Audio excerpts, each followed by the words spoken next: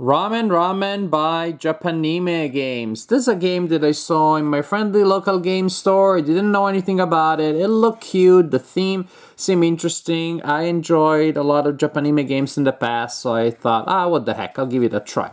There's a game described as 1 to 4. After reading the rulebook, it looks like it's mainly designed for 2 players. That seems to be the default option.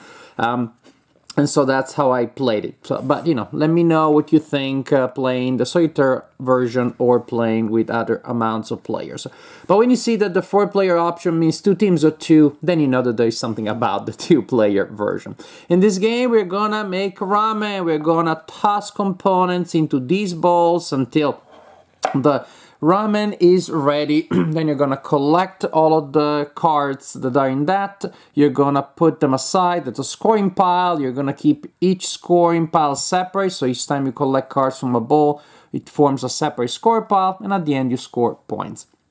We have cards representing different ingredients that we'll throw in the bowl. And they represent different types of ingredients. So you have a band here and a name telling you which ingredient that is, and a numerical value for each kind, and that value goes from 0 to 7 for each type. So you have a hand of 4 cards, 3 cards representing the bowls that we're going to toss the components into, and then 4 cards available there when you draw representing the fridge. The game is pretty simple. Players alternate taking turns, and when it is your turn, you take 2 cards from your hand and you add them to 2 different bowls. That's it. Then you replenish your hand. 1 card you take from the fridge, so you get to choose. Say I decide to take that card there. You replenish the fridge, and the second card that goes into your hand, you draw randomly from the deck. And that's it, and that's my turn. Then my opponent goes and say that they want to add 1 here and 1 here. They replenish their hand, and so on and so forth. So as gameplay progresses, components, the different ingredients get added to the bowls. Until after somebody has played their turn, 1 or 2 of the bowls will be ready to be served. A bowl is ready to be served when the sum of the numerical values there is 14 or more. Also, if all 7 ingredients are present regardless of value, because there are 7 possible ingredients in the deck. So whichever applies, and say that there we have 7, 11, 13, and by playing this card we go to 14 or higher. Then whoever added the card that completes the recipe takes this and places it aside as their personal scoring pile. Again, super important that the scoring piles are kept separate. And suppose, for example, that later I have this other scoring pile. As simple as that, 7 plus 7, 14, so I store them like that.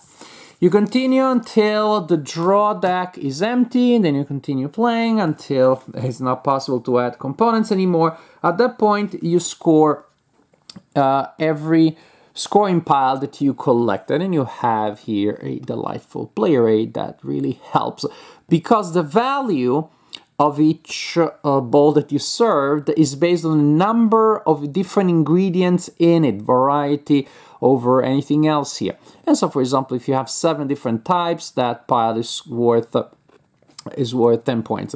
This pile here with a 7 and a 7 was easy to put together, but it only has 2 ingredients, and so it is only worth 1 point. And so that's the general idea. I like the production. I like the way the cards look. It's very thematic. Maybe I wish there was a way of identifying them from the background also, not just from the ingredient that is in there, because if you're holding the cards like this, well, that's not a good idea.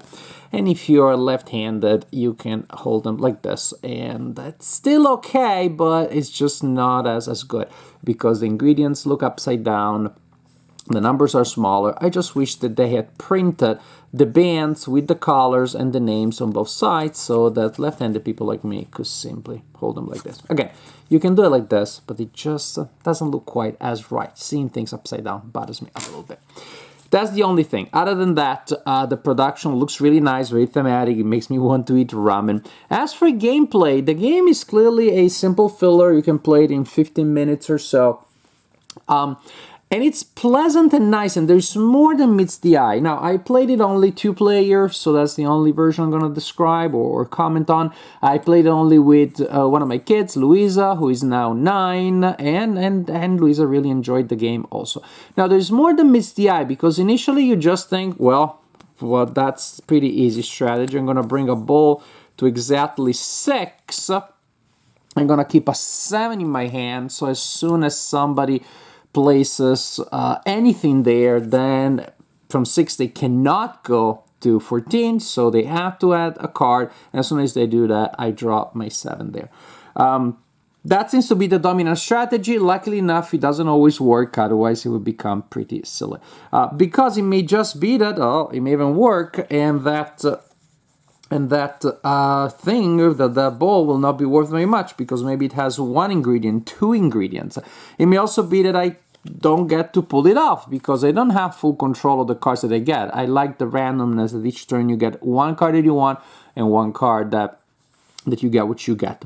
So there is more there than meets the eye, because that dominant strategy doesn't always work. It's fine to have it.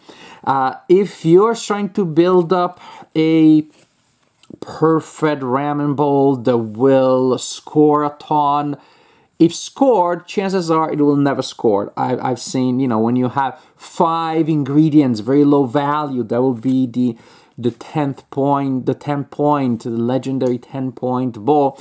But no one wants to play the 6th ingredient and then let the opponent get the 7th. So there is another interesting balance there, that it's better to score ramen bowls that are good enough and you actually get to score than to spend half of the game to set up a bowl, then no one actually gets to score. I guess you can play to the doomsday scenario in which they're all set up perfectly, and then you let to Lady Luck to decide who gets the card that will allow them, the opponent, to score. So you can set up these amazing things and let it to luck to who gets the final card that triggers the major scoring, but you don't have to. So you can choose the different strategies. And I found that a mix of just getting decent ramen bowls into your scoring area, and from time to time try to go for some big one, and accepting that luck may play a role. That seems to be a better strategy.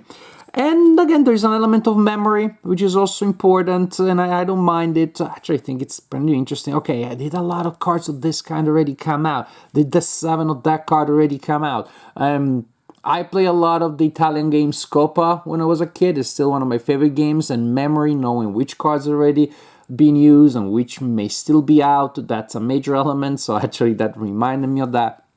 So, mind you, it is a simple filler with a luck element, but it surprised me pleasantly. After reading the rule book, I was a bit, I don't know. It surprised me pleasantly because it turned out to be a very nice filler with just enough decision to keep it interesting, while at the same time remaining an incredibly simple, linear, straightforward game. If you can add numbers and count to 14, you play this game, so you can play with younger players. It can be a trick that they're really young to get them to add to 14. But even if you're playing it as a filler with adults, I think it's a quite pleasant, quite enjoyable filler. So I'm definitely happy with Ramen, of course, for a game in the category of very simple, very straightforward fillers.